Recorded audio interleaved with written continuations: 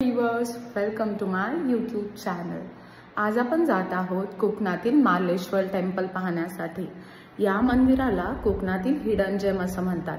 चला तर मग पाहूया, खरंच आहे का हे कोकणातील हिडन जेम? आम्ही निघालेलो खेडवरून चिपळूणकडे, त्यानंतर लागते संगमेश्वर आणि त्यानंतर येते मार्लेश्वर। हे आहे मुंबई गोवा हायवे आणि रस्त्यात आम्हाला सवतसडा धबधबा लागलेला। चला तर मग मी तुम्हाला दाखवते कसा आहे हा धबधबा। परशुराम घाट क्रॉस केल्यानंतर आपण येऊन पोहोचतो या धबधब्याजवळ।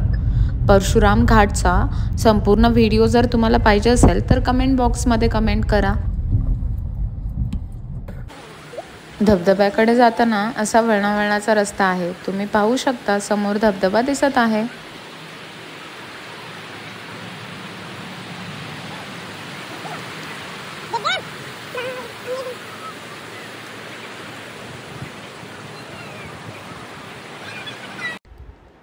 त्याचबरोबर इकडे अशा थोड्या पायऱ्या सुद्धा आहेत। त्या पायऱ्या चढून वरती गेल्यानंतर तुम्ही धबधब्याच्या समोर जाऊन पोहोचता।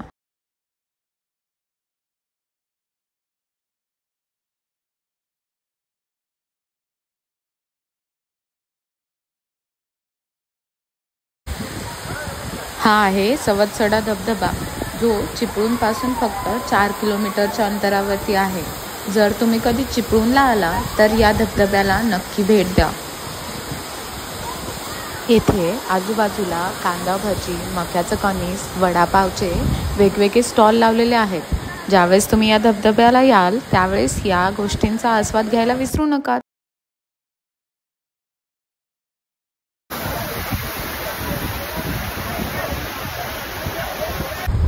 त्यानंतर चिपळूण क्रॉस करून आम्ही पुढे निघालो आणि रस्त्यात अचानक जोरात पाऊस चालू झाला।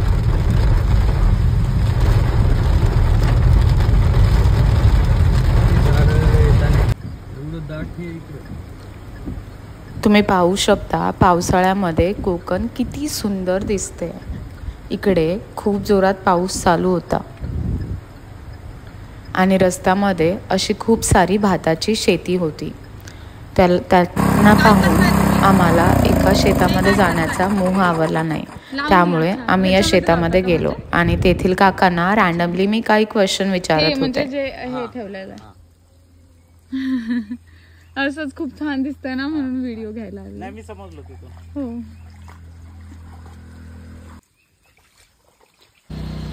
इकडे हे शेतकरी भात लावणीचं काम करत आहेत। तुम्ही पाहू शकता इतक्या पावसात सुद्धा शेतात येऊन इतके कष्ट केल्यानंतर भाताचं पीक हे शेतकऱ्याला मिळतं। तुम्ही पाहू शकता किती सुंदर आहे, हे शब्दात व्यक्त नाही करता येणार।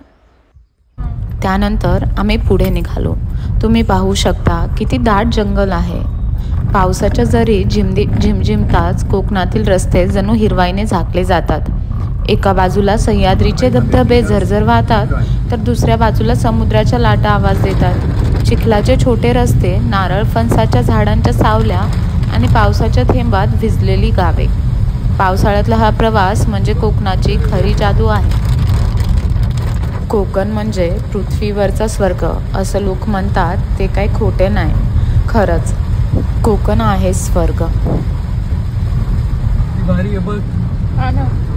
रस्त्यात आम्हाला असे भरपूर माकडे दिसले।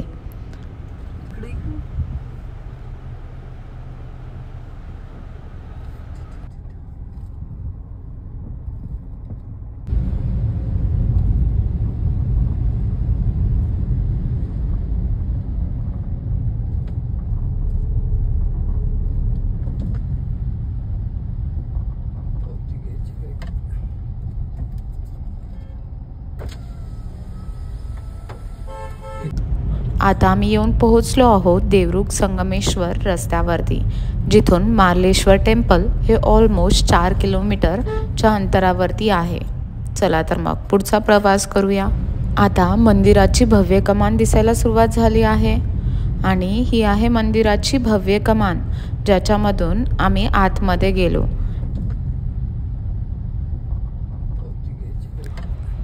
गाडी पार्क करण्यासाठी इकडे भरपूर जागा आहे।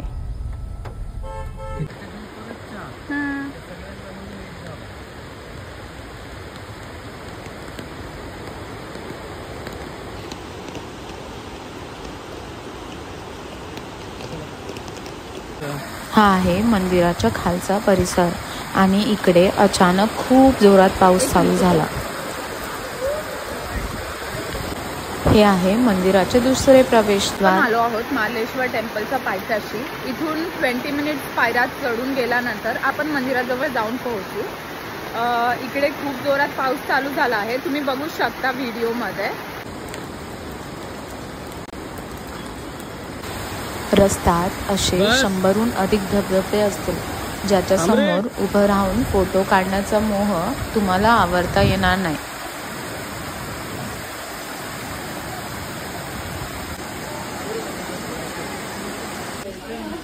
रस्त्यात जागोजागी असे स्टॉल लावलेले आहेत, ज्याच्यामध्ये नारळ, देवासाठी प्रसाद अवेलेबल आहे। त्याचबरोबर इथे कोकम सुद्धा आहे, जे घ्यायला तुम्ही विसरू नका। इकडे हे 4 धबधबे बनून असा एक मोठा धबधबा तयार झाला आहे। किती सुंदर आहे हे।